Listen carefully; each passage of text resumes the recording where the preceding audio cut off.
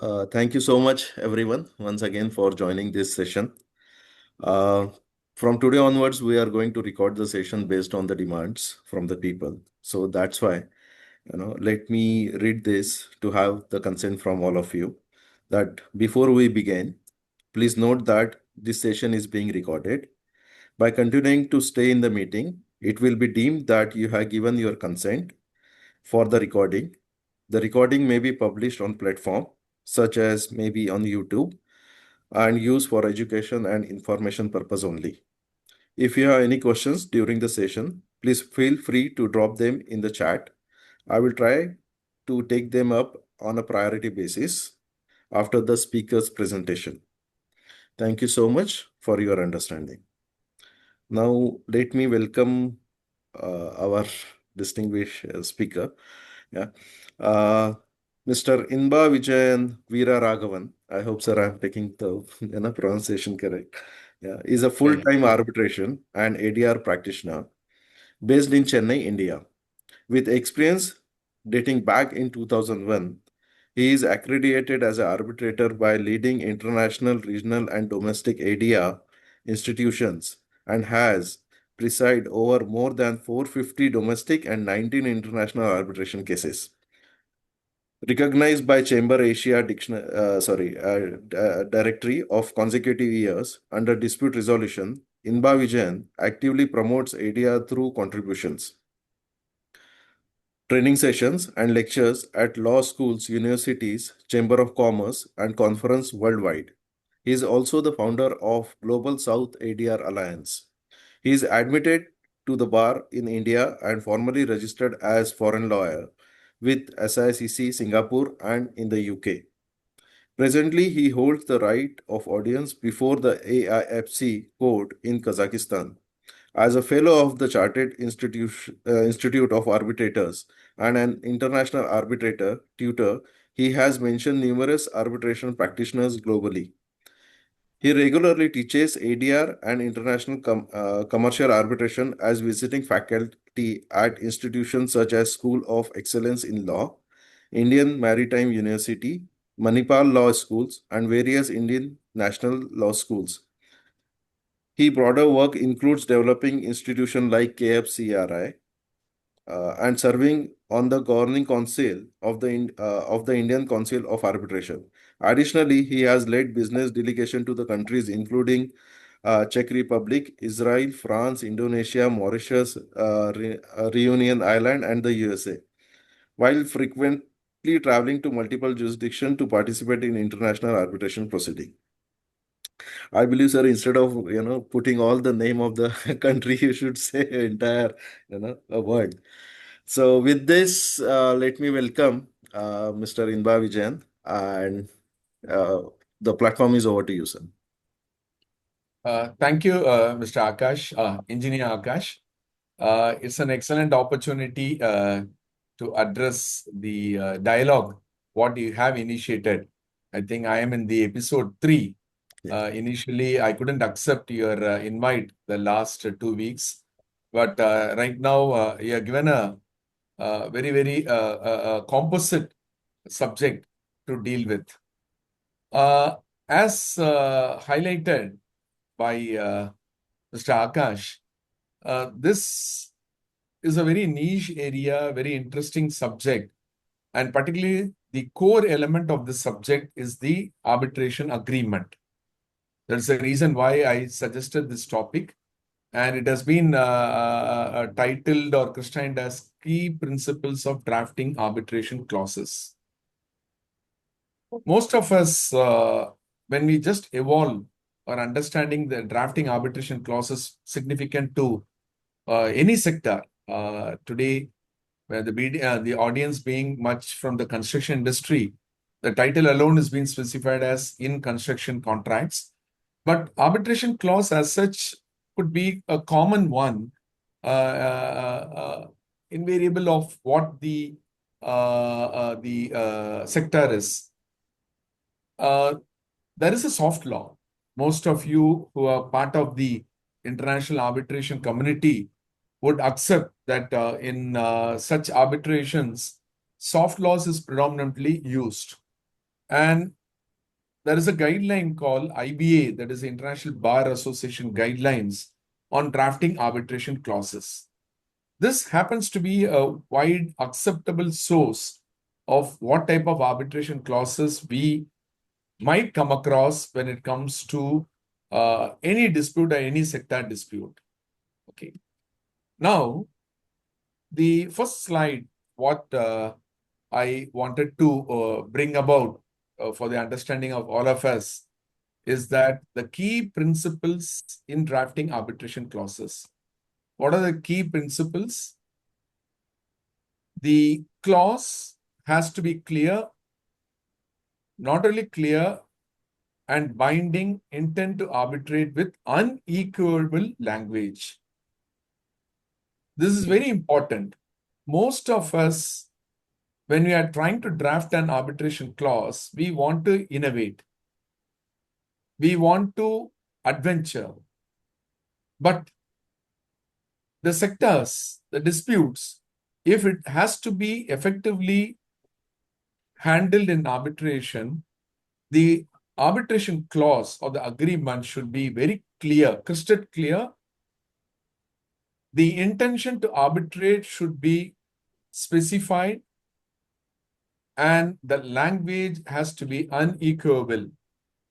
It is very, very interesting to mention the clause, in the clause, the term arbitration. Why I just insist that 10 days back, there was a very interesting judgment in Republic of South Korea, wherein the Supreme Court of South Korea have accepted a clause which was technically understood to be a pathological arbitration clause, but the court was satisfied accepting that pathological arbitration clause also to be a effective arbitration clause. Why? Because the parties' intent to arbitrate was evident.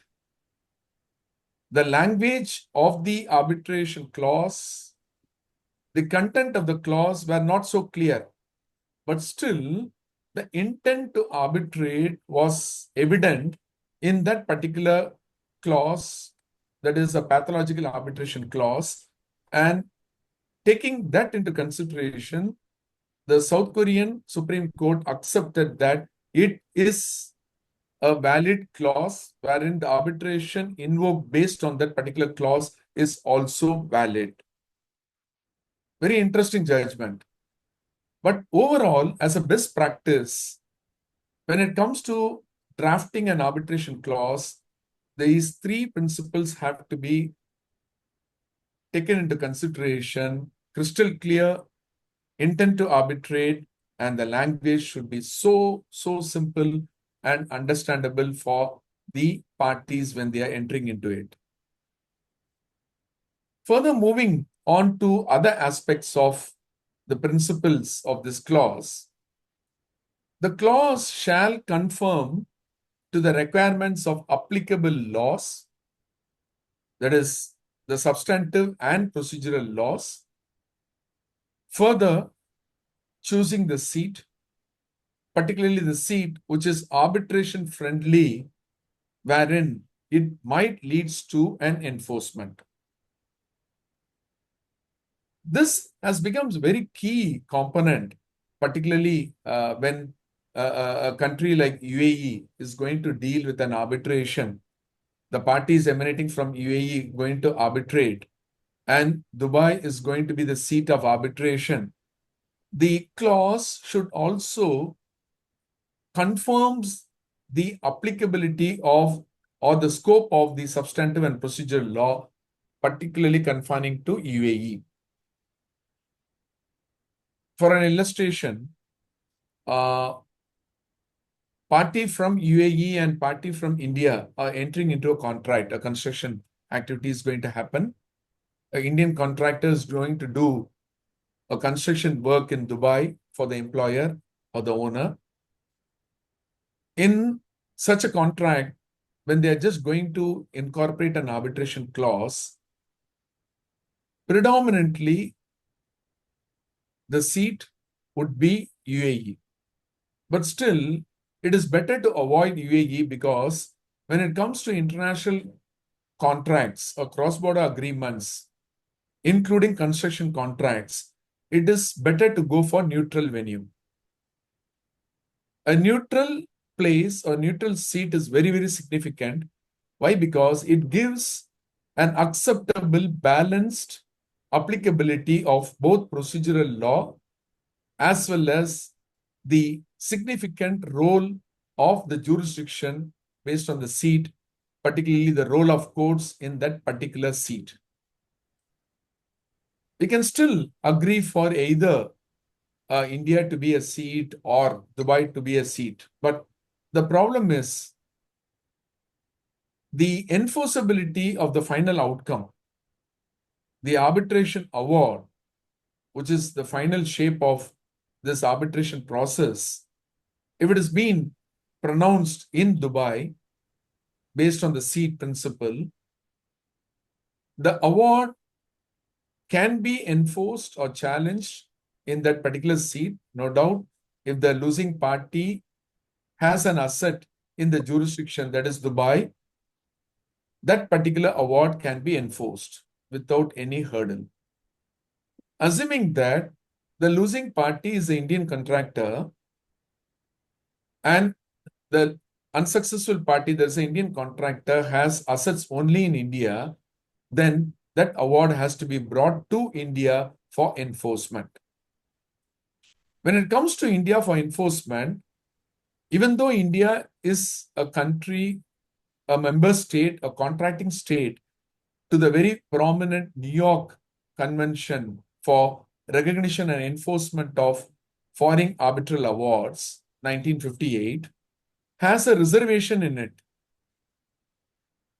That reservation is about reciprocity.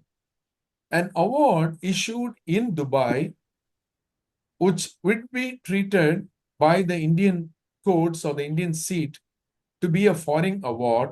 And when it comes to India for enforcement, we have to rely on the Indian arbitration law, particularly when it comes to enforcement of foreign arbitral award. The first condition, both countries, whether UAE or India or contracting state, then fine, it can be enforced. But the exception, the reservation what in India might be an obstacle for this enforcement, and that reservation is all about reciprocity. Whether Indian government has listed or notified UAE as a territory in its official gazette, wherein there is a reciprocity between India and UAE. Unfortunately, out of the 172 countries, the contracting state to the New York Convention, India has notified only 48 out of it. And UAE is not there in that notified territories with reciprocity. These type of complications we have to initially forecast, and in the arbitration clause, when we are going to bring the seat, first choice, better go with a neutral seat in a cross-border contract, or even if it is a construction contract happening within the same jurisdiction, making that arbitration to be domestic, still we just find out a neutral place. Here the option might be institution. That is the reason why the third point in the same slide is mentioning about arbitration institution.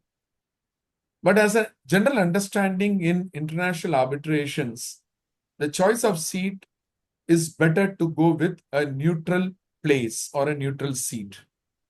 With the same example of a UAE employer and an Indian contractor, better we can go to a seat which might be Hong Kong, which might be Singapore, which might be Sri Lanka, which might be even Oman, which might also be Paris.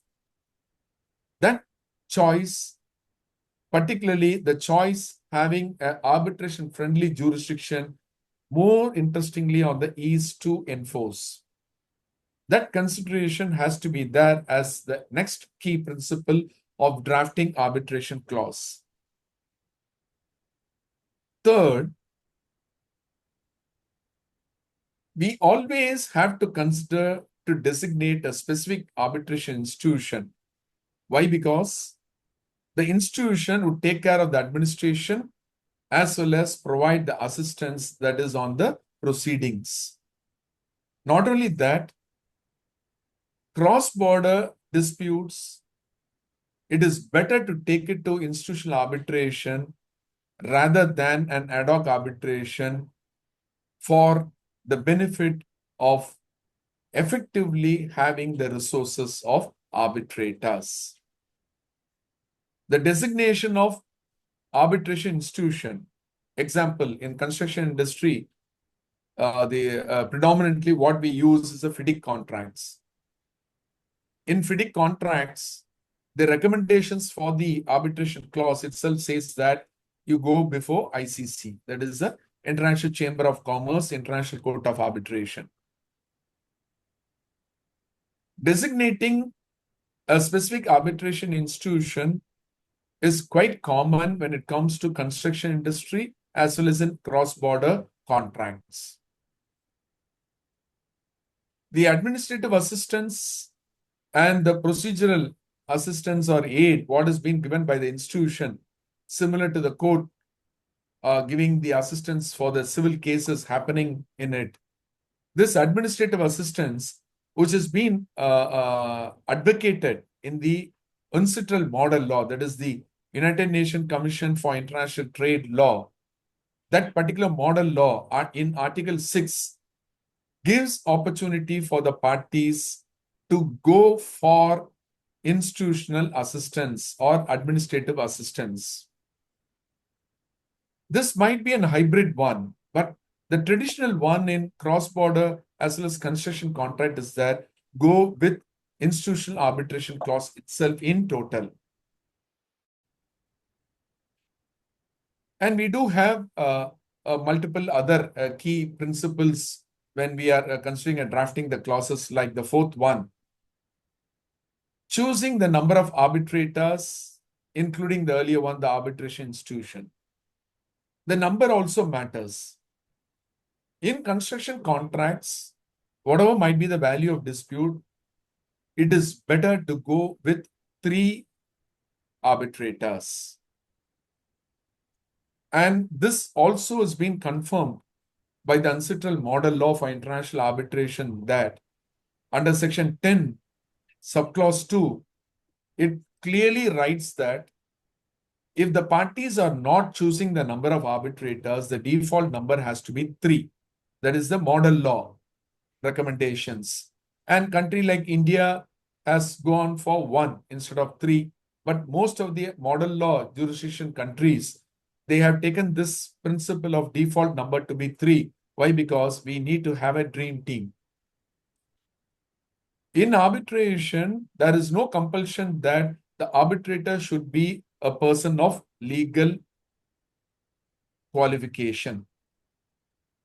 Anyone can be an arbitrator. That is a principle laid down across the globe. It is not that always we need to have lawyers or people with legal knowledge to preside as arbitrators. In a construction dispute, a civil engineer or a structural engineer or an architect can be appointed. That choice is going to be inculcated in the arbitration clause itself.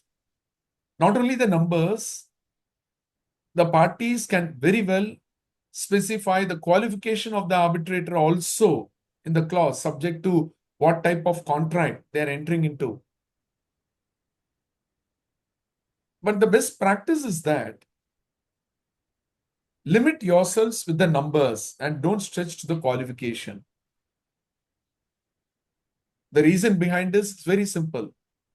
In a contract, even though it is quite a sector specific like construction contract, it is not that always we get some disputes based on the technicality. It is not that always we need the domain expert to be dealing with the arbitration. It might be a contractual disputes might escalate. A breach of the obligations by one party might have been the reason for or the triggering point for the dispute. It is better to mention the numbers rather than the qualification. But traditionally, we do see some sector-specific institutions. That we do have some sector-specific institutions. Earlier in Dubai, there was some maritime institute like the Emirates Maritime Arbitration Center. Now it is not functioning. It has been merged with the Dubai International Arbitration Center. Even the sector-specific arbitration institutions won't recommend a clause, arbitration clause, specifying the qualification of the arbitrator or experience of the arbitrator. The number alone is better. But in construction contract, go with 3. Why? Because when the arbitration is invoked,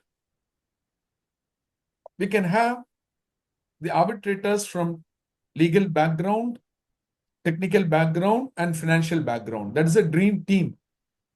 The very spirit of arbitration and the clause is that we need to have multiple professionals dealing a particular dispute. And if there are a professional from legal, he might handle the contractual breach effectively.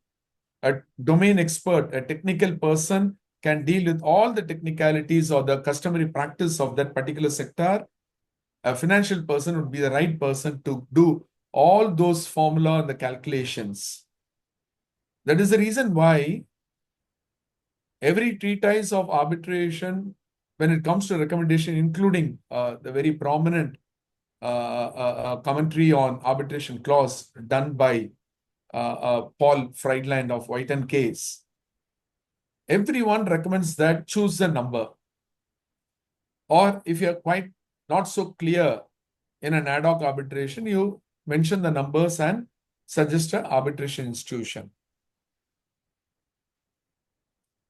Moving further, the 5th aspect or the principle is all about the traditional clauses.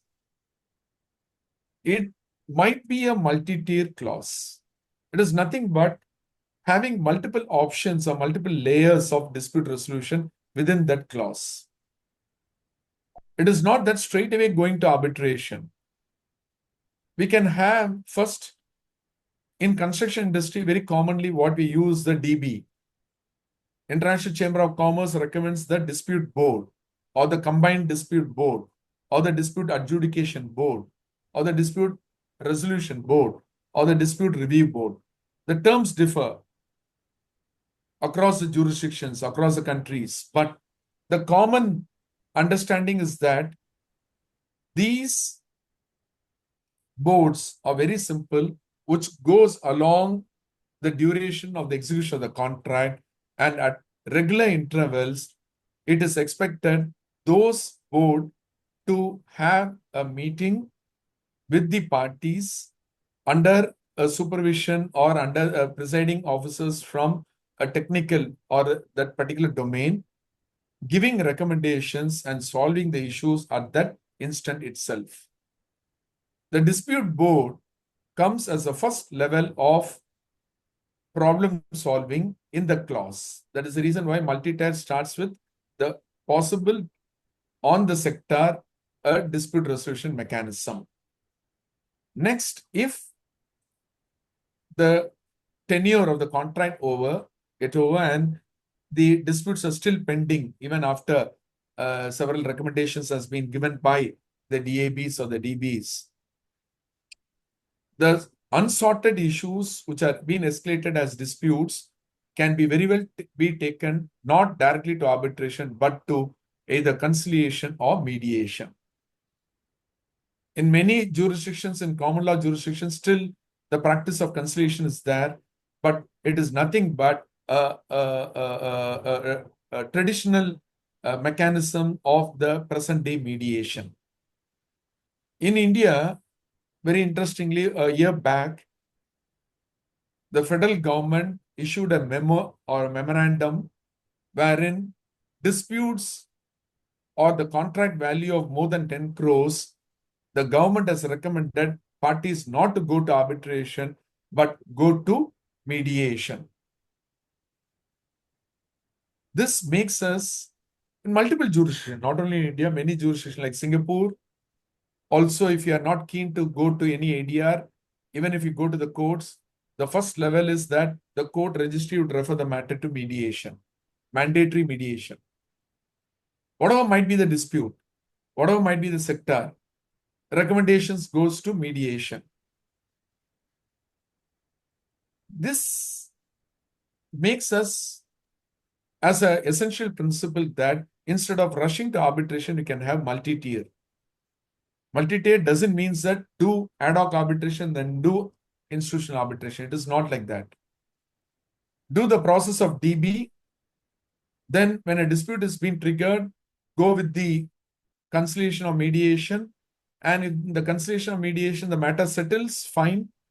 That can be a one-time settlement. It can be closed, and it can also be enforced, because a conciliated settlement agreement is also considered to be a arbitral award, but an award on agreed terms or a consent award.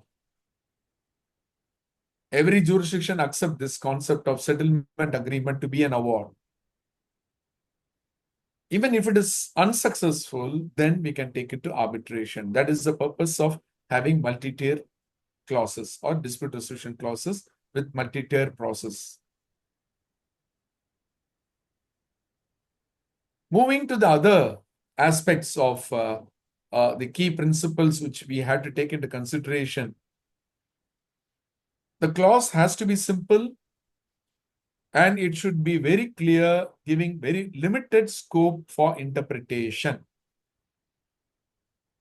We shouldn't allow the courts have a lot of interpretation when it comes to annulment process happening in the courts. Many country courts have now started to even modify the awards. During special circumstances, the courts normally who have no authority, no grounds to deal with the merits of the award are stretching to the level of even modifying the awards. We should not give such opportunities. If our clause is very simple and giving very less scope for interpretation, then erroneous interpretation by courts would not happen. Very common in jurisdiction in Far East, like China, Hong Kong, Vietnam. In those jurisdictions, when you're dealing with construction contracts, particularly when the Society of Construction Law protocols have been adopted, the clause is very important. The clause gives option to go for institution, but it is not straightaway institutional clauses. Go first to the institution would appoint an arbitrator, and once the arbitrator is comfortable to handle the arbitration on his own, then it will be stopped there and the institution has no role further. If the parties want, then that role of the institution would be expanded and they will take care of the entire arbitration process. Make it very simple. Multi-tier is essential, but the terminologies in the clause has to be very, very simple so that there shouldn't be any room for errors. That becomes the next principle. We should not give any room for errors. Whether it is the language or the grammar, we had to be very simple so that there shouldn't be an error and it should not lead to any interpretation. In very specifically, erroneous interpretation by the courts is very, very vulnerable.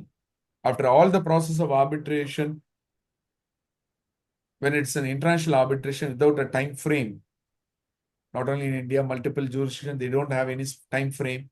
After 2 or 3 years or 5 years, when it goes to the court once again, and the courts have a different perspective of these arbitration clauses, that ends.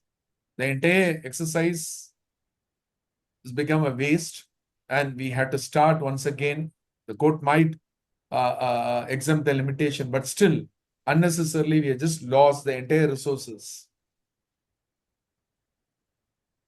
The best practice, the key principle is that when we are going to incorporate or draft an arbitration clauses, always try to use model clauses.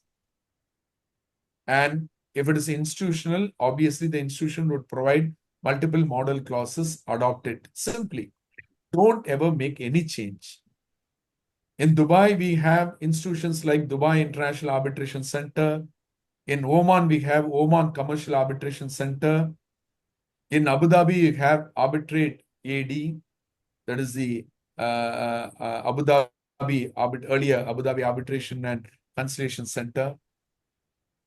There are multiple institutions which are very prominent, time tested. Their rules are excellent, foolproof. The choice is there. If you are feeling not so comfortable with ad hoc arbitration clauses or not keen on to elaborate or deliberate on all these nuances, go to institution, find out their model clauses, adopt those. Very simple. Without even a single change, you can adopt it. If an issue comes, they will be there to accept, register the case, and they'll also appoint arbitrator, administer the arbitration, monitor the arbitration, and even post arbitration, they will be in a position to be acting as depository. So that in an ad hoc arbitration, we can't just expect an individual arbitrator, the three member, to maintain the records after writing the award for several years. Institutions are capable, they are sustainable, they can maintain it as depository, and they are legally bounded to maintain those records. A final say, the initial introductions, is that avoiding vague or broad language so that there shouldn't be any procedural dispute. Some arbitration clauses might run to 3 to 4 pages, a normal type mode. Not necessary. Why to just explore? And if you look into some standard contracts, model forms of contract, they would recommend arbitration clauses with multiple complexity. The language would be quite broad. They'll keep on repeating the sentences, and there'll be multiple procedural nuances given about each and every conditions or steps laid down in the arbitration process. We can agree when you look on the uncidental model law, the arbitration law, whether it's a UAE arbitration law or the Indian arbitration law or the Chinese arbitration law, any prominent jurisdiction, all arbitration law comes from the model law predominantly, and every model law permits the parties to agree upon more than 25 aspects. The parties can very well agree. That freedom is provided in the legislation, but still it is better to be very simple. Don't go for broad language. It shouldn't create a procedural problem later. In that way, as a key principle of drafting arbitration clauses, keep all these in mind.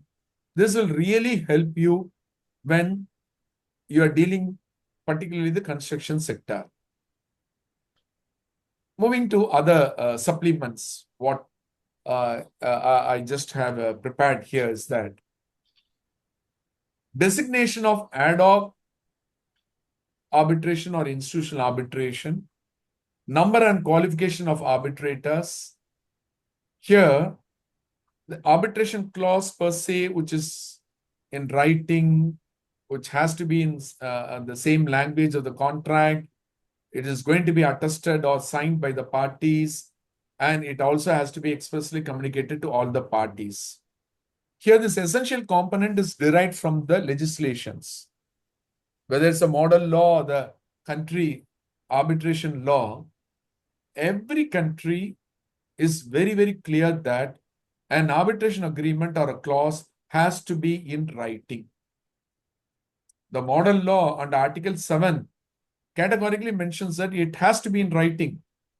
There were some attempts to relook on it in the amendments of unsettled model law.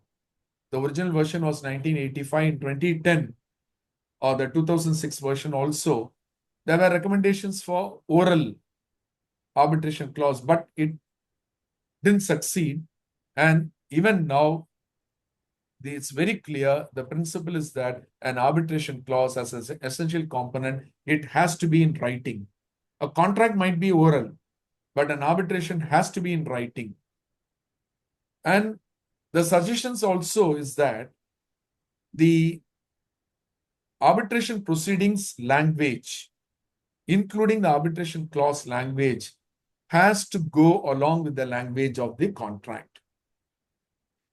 If the contract is in Arabic, better the arbitration clause also has to be in Arabic.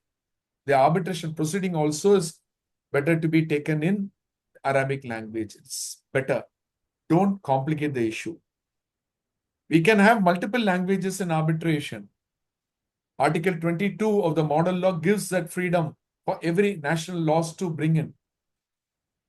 The arbitral tribunal can handle language or languages, but still confined with one. But there are some jurisdictions like Mauritius, a good example, then normally the arbitration would go bilingual, both in English and French. It is a country wherein even now the French code and there is a civil law system and common law system is applicable. If you are going to do a project, a construction activity in a jurisdiction like Mauritius, the essential component might also become to be bilingual. Nothing wrong in it. Even the award, entire proceedings would be bilingual. The only expectation is that the arbitrator should be well versed in both the language, or he has to engage translators accordingly. It has to be attested or signed by the parties. There might be multiple judgments which gives option even for non-signatory becoming a part of the arbitration proceedings. But the best practice is that the signature of the parties should be there. If it is a separate agreement, fine. It will be as an annexure to the contract. And in construction contract, if you can see, there will be multiple documents. Traditionally, we call those as contract documents. In the contract documents, there will be multiple papers like tender document, tender meeting or the bidding meeting, the negotiations meeting. Then comes a letter of intent, letter of acceptance. It can also move with the proper contract depending upon the country where it has been signed and the stamp regulations in that particular jurisdiction. Or sometimes it has to be registered in that particular jurisdiction. Then the traditional way of dealing construction contract with general conditions of contract and special conditions of contract. All these, I'm not confining with these, there are multiple other documents, all combinedly is considered to be contract documents in construction industry. And in every document, the signature of the parties, both the employer as well as the contractor, including sometimes the consultant, all has to be there so that we can pull in all the three to be parties to the arbitration. Multi-party arbitration clauses also is acceptable. But the signature of the parties is quite essential, at least in the arbitration agreement or the clause or the paper where the clause has been incorporated or included. Here, country like India, we are very specific on the stamping, the applicability of stamp regulations. An arbitration agreement should also comply with the stamp regulations of India. Recently, the same case, the Supreme Court has given a different version, stating that it is curable. Predominantly, it has to be taken care. This comes as essential components. What might be the content? Which have already been expressed, but in detail, I'll just try to share with you. The arbitration clause, even though seems to be simple, should make the parties understand to the extent of a definition of the scope of dispute that shall be arbitrated. In construction contract, many of you would have seen when the employer happens to be the government, many jurisdiction, they'll try to put predominantly one specific clause, which is called accepted matters. It is very clear that if certain type of disputes comes within accepted matters, we can't even take it to the courts, as well as we can't take before the arbitral tribunal. The scope of disputes that shall be arbitrated. This is one straightaway exclusion. But we also have to understand the principles of arbitrability on non-arbitrability. Every jurisdiction differs when it comes to arbitrability, the principles of arbitrability. A consumer disputes in India is non-arbitrable. The same when it comes to consumer disputes in US, it is arbitrable. When you're dealing with development contracts, a construction contract, there is a deficiency in service. In country like India and US, that particular one of the party would come under the definition of consumer. And deficiency of service in India, we cannot arbitrate, even if there is an arbitration clause or an agreement. The same, if it is in US, it is arbitrable. They have specific provisions to arbitrate even consumer dispute. The scope of arbitrability, the scope of disputes to be referred to arbitration also has to be duly taken care. And most of the time, when the state or state entities or state departments or state undertakings are involved in an arbitration, and when a dispute comes, there'll be a first challenge on that particular arbitration after the invocation or looking into the understanding of the arbitration clause.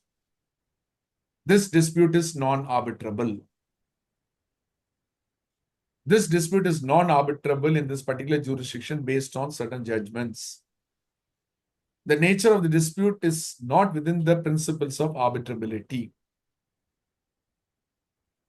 Multiple disputes might escalate from the same contract. Certain we can take to arbitration, certain we cannot.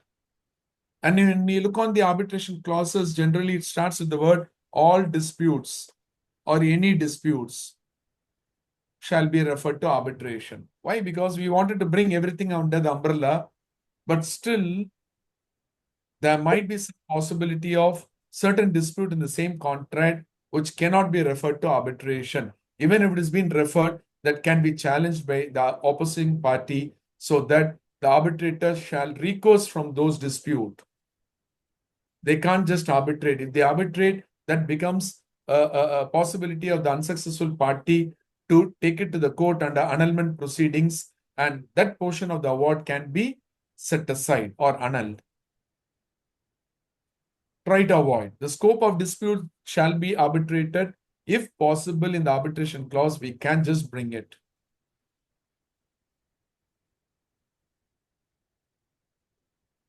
The unambiguous situation should not be there. Make it mandatory process. Use the word shall. Use the word would. Don't ever try to use the word may in the arbitration clause or might, can. Mandatory process. Employ mandatory process. Use the words may, shall, would. Avoid may, might. We are going to employ the arbitration process in a mandatory manner. We wanted only arbitration. We are not going to give choices. But it might be multi-tier. In multi-tier, all the stages of the respective time period. Ultimatum is arbitration. In arbitration, it is going to be only the arbitral process. When you're going to decide the tiers of dispute resolution, be cautious on the place or the seat. Take into consideration the seat if some seat doesn't recognize adjudication process. If we take example of a country like Malaysia, wherein they have adjudication act similar to England. Adjudication is recognized. Every construction dispute in Malaysia is so effectively resolved by adjudication. In a multi-tier dispute resolution clause, include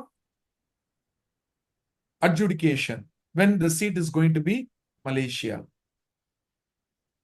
Multiple other jurisdictions, depending upon the neutral place, you just decide which one to be chosen, whether DAB and or conciliation or mediation and or arbitration. It's not that always we need to go only for arbitration. There are multiple other opportunities depending upon the place or seat. Identifying the substantive law of the contract. There will be multiple legislations applicable when it comes to the contract.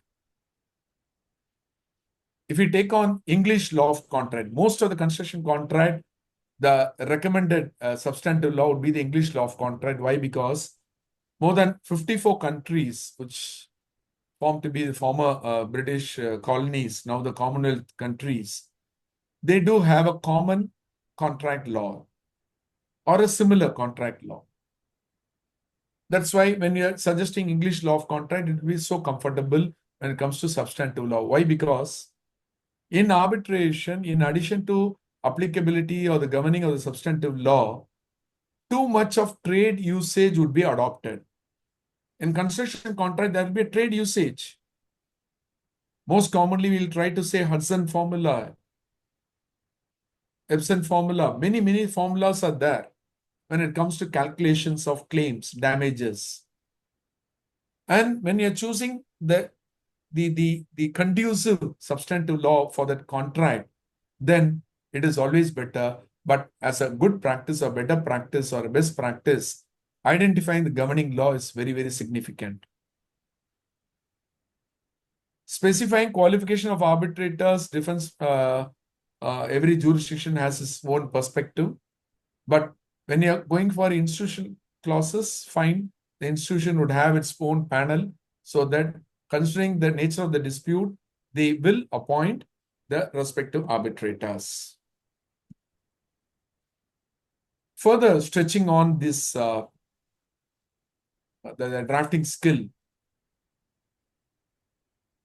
you can also go with, if possible, the method of appointment of arbitrator. The number, fine, no need to go for the qualification, but method of appointing. The very acceptable common practice across the globe is that consensus ad idem. If there are two parties in a dispute, the two parties mutually agreeing a sole arbitrator or the nominated arbitrators agreeing for the sole arbitrator with leading to three arbitrators is quite common. But still, getting the consent of both the parties would be a challenge. The greatest challenge comes bringing in both the parties and agreeing for an arbitrator. That is the reason why in ad hoc arbitration, invariably every cases go to the courts. The courts in all jurisdiction takes up the role of the default appointing authority. They can delegate, but still the court becomes the final authority to appoint as a default authority when the parties couldn't mutually agree. Here comes the role of institution as a hybrid when I explained earlier. The institutions can be designated as just appointing authority. Instead of going to the courts, in the arbitration clause itself, if the parties couldn't mutually agree, there can be a term included. Either of the parties can approach an institution to appoint the sole arbitrator or the third arbitrator. Fine. Such a conditions can also be included. These are slight adventure, but still depending upon the present scenarios, this can also be adopted. Devise the method of appointing the arbitrator or arbitrators. Language specifications, a better practice, as earlier mentioned, don't go with more than one language. Be with one language, that too go along with the language of the contract. If needed, we can also stretch the principle of confidentiality. Why I just mentioned is that in most of the jurisdiction, the arbitration process sometimes even comes to the press. The confidentiality is lost. Anyway, when an award is being taken to any national courts for either enforcement or challenge, it becomes a public document. But still, the pending process, during the process, if we need to have that principle of confidentiality effectively enforced, mention it in the arbitration clause itself. Give a specific agreement or a term stating that the parties and the tribunal agree to have a confidential proceedings. Limitations, experts availing of interim measures, depending upon what procedural law you are going to agree in that arbitration clause. But the better practice is that choose institutional arbitration so that there is high possibility to ease up the procedure, and the burden on the tribunal would be drastically brought down when it comes to administrative work. Entire procedure would be dealt by the institution. Even the venue to have the oral hearings can also be provided by the institution, which in ad hoc is the greatest burden, finding a right place with all the neutrality, independence, or the confidentiality. One probability, what I found in the research of drafting arbitration clauses, particularly in certain cases, it might be prudent and precocious to mandate the arbitrator tribunal to frame procedural orders, even stretching to the traditional ICC has the terms of reference. And now, even in ad hoc arbitration, many of the arbitral tribunal are going for this terms of TOR, that is, terms of reference and procedural orders 1, 2, 3, many, so that there's a probability to avoid any delay in the arbitration process. That can also be mandated, but in ad hoc arbitration, it has been suggested. In institutional arbitration, just the model clause has to be reproduced. The institutional arbitration rules would take care. A good example, the recent Singapore International Arbitration Center has suggested a clause so that they have brought in 3 categories of procedures wherein what has to be applied when it comes to procedural orders, terms of reference. One is a streamlined procedure.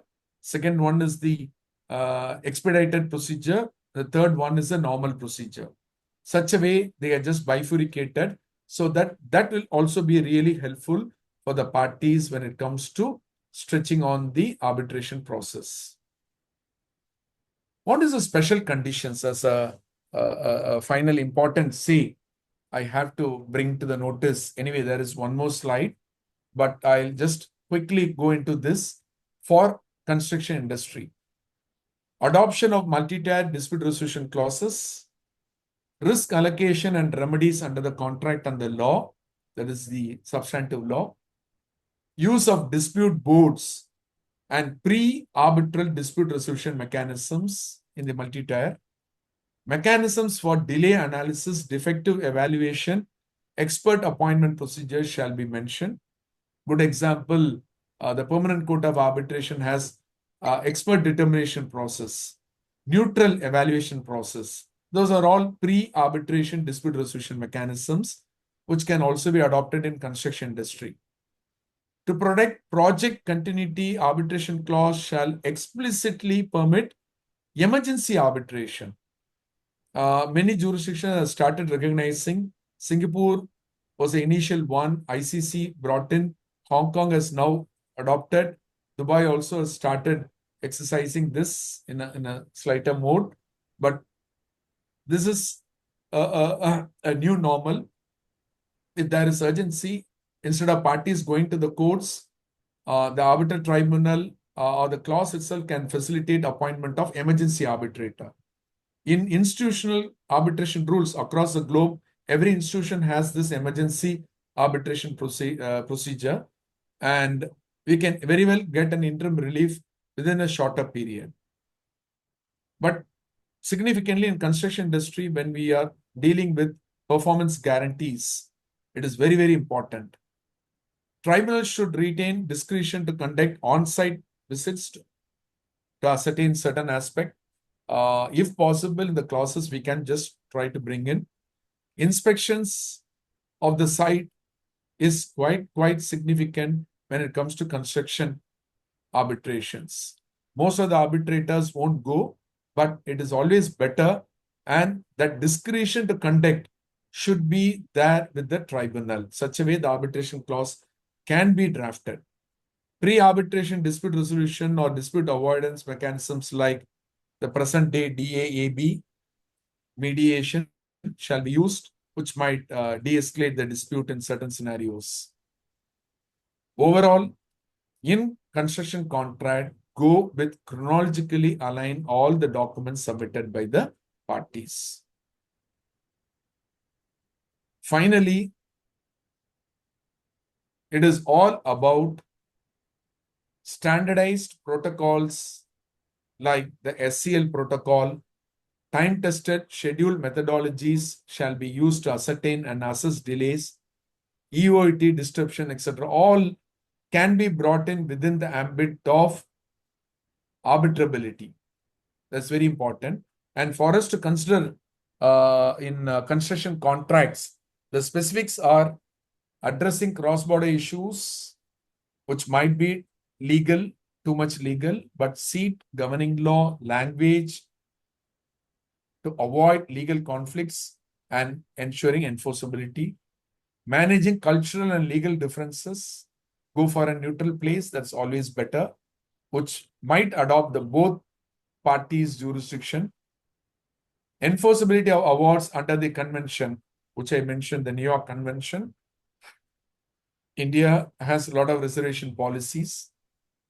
Early dispute resolution techniques in international contexts as a better practice.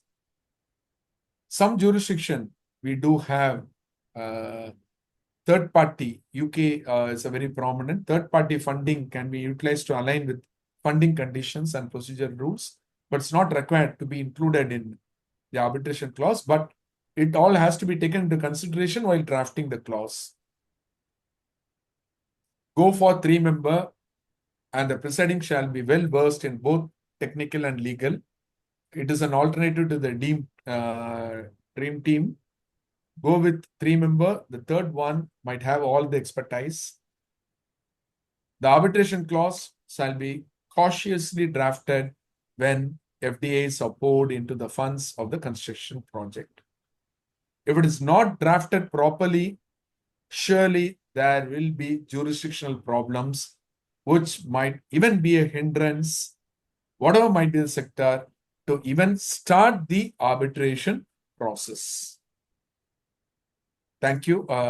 Thank you, Mr. Akash, for giving this opportunity to share about some interesting aspects when it comes to drafting arbitration clauses to extend also for the construction industry.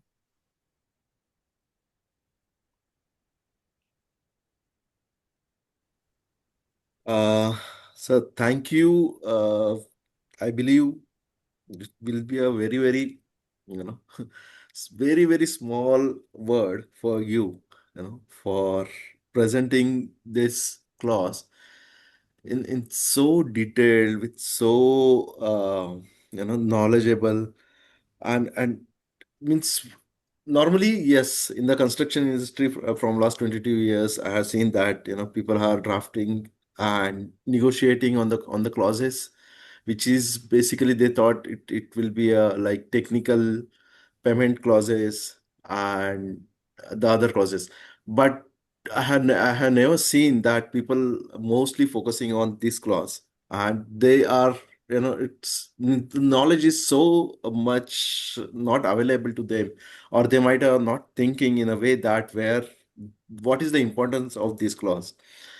To be honest, yes, previously when I worked in the previous company, there in the clause I have seen the word maybe, and unfortunately the dispute occurs, and that maybe has created so much chaos, and either it has to be going into the code or arbitrations and all that, and the money which company has lost because of that word maybe, which I have seen in my previous experience. So now, to be honest, you have covered all the questions which I have received earlier. Yeah. So still, I have few questions which I have noted down, and also I have received in the chat, and some in my mobile. So I will go with the question number one. You already mentioned the which clause or which template we should use, but from your experience, you have drafted any clause or you have anything which is we can use it as a template to consider that in our contract. Uh, I do done with many of these clauses, but it is not much on the tailor-made one. Hmm. It is all on the general one. But for me, it's very simple. 5 components is essential to have a clause effective. One is the nature of dispute. Another is the number of arbitrators. Third one, what is the procedural law? Fourth one, what is going to be the seat? Fifth one, the language. That's enough. If all these 5 is included as a template, that template, whatever might be the language, would be an acceptable and with limited interpretation by the courts. Thank you, sir. Thank you so much. And we do have, as you be part of the elite group of the Global South Day, the KFCRA, in our institution also, we do have a clause. That clause also is a very common clause, specifically referring the institution, and all other things would be taken care of that institution. Thank you, sir. Uh, the second one is again, this also you covered, but what happens is like the one right now we have WhatsApp group, and every weekend when we have the session, we normally create a poll and vote, and some opinions and all that. And fortunately, we have taken this cross-border, dispute in the poll where we mentioned that if, and we have taken exactly the same example. The contractor is from India, and the employer is from the, from the UAE and all that. And many people have, and the options were one is Dubai, one is Mumbai, and one is Singapore, and any other. Yes, definitely. If you mention Dubai, if you mention SIC and all that, and you rightly taken the same example, and you mention it, the institution is, let's say, neutral, should be neutral. So normally for the all cross-border dispute means the contract, you will always recommend it that it should be neutral, or it will be based again based on the the countries. Yeah, in my professional role as a consultant, my recommendation would always be neutral place, whatever might be. Why? Because the place or the seat neutrality is very, very significant. And predominantly, when in my personal experience, when I was dealing with parties in China, what happened is that being one party coming from China, they won't suggest for neutral. We went there. This all happened 10 years back. Now the jurisdiction has changed. I was one of the arbitrator in one of the cases. The presiding arbitrator eventually also happened to be a Chinese national. Out of the 3 members, 2 have become Chinese national, 1 an Indian national. Straight away it's defeated. The neutrality is gone, 1. Mm. Second, this seat provocates the concept of hostility. There's a high possibility of hostility, not because of the ideology or all these, legally also it becomes a hostility, so that there might be high possibility of the other national to lose. And many country arbitration law also favors such a situation. That is the reason why neutral place and choosing the right neutral place also mandate. The cost might be escalated, no Yeah. doubt. There will be increase in cost, but it is a better solution. And the pro arbitration regime also has to be considered. That also makes the neutral place quite significant. If two parties are there, the same example, UAE and Indian party, and if the seat is UAE, at some point of time it goes to the courts in UAE. Mm. We can't just expect the UAE having the excellent jurisdiction to understand, analyze, and appreciate the position of a substantive law which is no way connected with the UAE. Because in arbitration, the substantive law might be UAE or might be Indian or might be English law of contract. It might be neutral totally. And it all facilitates us to go to a neutral seat. Thank you, sir. Now let me take the questions from the chats in which people ask. The first one is Manju, as I think he has mentioned. You mentioned, right, the mediations and conciliation, the party has to first try and then go for the arbitration. So he mentioned that any decision taken in the mediation is binding for the parties or no? Yeah. Legally, when you look into the laws of mediation, good example, Qatar has a mediation law, very advanced jurisdiction when it comes to all these economic laws. The mediation law in Qatar, as well as the Mediation Act in India, all recognize the decisions or the settlement. Normally, in mediations, we have to call the final outcome as a settlement agreement. It is not decision. A settlement agreement is binding as per these laws. In conciliation in India, it is also binding. That's why I use the word award on agreed terms. It is considered having the same status and scope of that of an award on agreed terms or a consent award. Once it is termed as an award, it is enforceable and binding. It differs from jurisdiction. That is the reason why some jurisdictions are very popular. Ah. Now, another question again from Manju. You mentioned that is there any example of accepted matters in government contracts? In government contracts, something quite vulnerable and sovereign, which is considered to be the role of the sovereign, they won't even allow the parties to take it to the courts. Forget about arbitration. When courts is restricted, and parties very well accept and enter into those contracts. Absolutely. But it is not there in the arbitration clause. It will be there in the other terms and conditions of the contract. Thank you. And I'm 100% sure that this session has motivated many people. And this is what the question came. Is arbitration a full-time career? And how can a person from technical background gain experience in arbitration? Or maybe he can say how I can become an arbitrator. Okay, is arbitration a full-time career? Fine, we can do it, sir. But I took the risk 20 years back, but it cannot, I can't just make it as a common understanding of it. But we have to take the right decision at the right time. It's all depend upon your experience and exposure in arbitration. You will come to know whether it will be a probable career. I took it, I was happy, it was a right choice. But it is all about your role, what role you are going to take in arbitration. The roles are multiple. We have a lot of scope in arbitration as consultant, advisors, experts.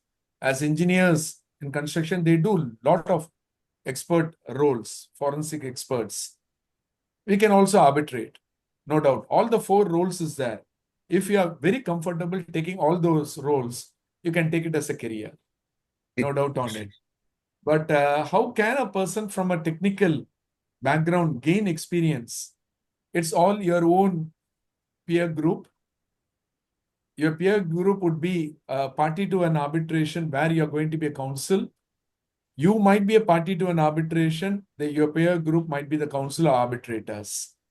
That's how you're going to gain your experience in arbitration. It's all the practical, and people from UAE or UK or many of these jurisdictions still go to some professional bodies to get some qualification that also build up or build up the experience level into arbitration. Uh, there are bodies like Chartered Institute of Arbitrators, which provides that ACR, MCR, FCR, wherein I am also part for the long period. My institution, KFCRA, also we do regularly training programs. Likewise, we reach all these professional bodies do these so that some additional experience we can gain. But honestly speaking, your practical experience being part or a stakeholder in an arbitration makes you a well experienced person in an arbitration to take it as a career. I will take last question, sir. Yeah, because now we are already running out of time. The person is asking how I can get registered as an arbitrator in, some institution. Okay. It's all, every institution has its own criteria. And if you are coming within those criteria, the points, what are the credit points, what they have laid out uh, for institution. But the real arbitration, the role of an arbitrator, you have to get the appointments from the courts, national courts. That reach, you have to make it. That reach comes out with how you're going to build up your literature or your profile, writing a good article, analyzing the judgments, and participating in an arbitration as an effective counsel, not only for the claimant, for the defendant. All these gives you an indirect passport or a accreditation to reach. Otherwise, no country has a proper platform or a regulator bringing in accreditations, qualifications. India is one country which is trying to experiment.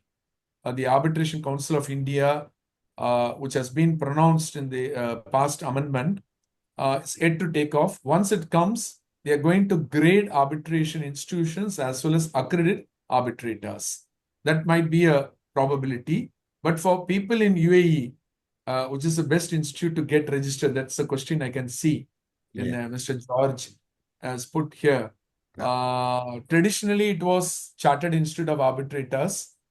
Later, many people are going with the construction law and arbitration courses across the globe, which has been facilitated by many universities. The old one is the KCL, then the Robert Gordon University, now the Manipal Law School in Bangalore, all are doing it. It's all the employer in which sense they are going to take it. But wherever you are, the best institute depends upon the market requirement. The market requirement in UAE, as of now, is dealing with Chartered Institute of Arbitrators. That's the slightest opinion I can give. I can't just market every institution, not only mine or other institution, but accreditation as such is coming from these private bodies, not from the judiciary or the regulators. Uh, Once again, thank you so much, sir. Yeah, for coming on this platform, accepting and giving your prestigious time, especially on the weekend. And again, the thank you word will be very, very small. Okay. And I hope our participants has gained the knowledge and they will utilize this when they will draft the clause. Thank you, sir. Thank Thank you you. so much. With this, I will end the session.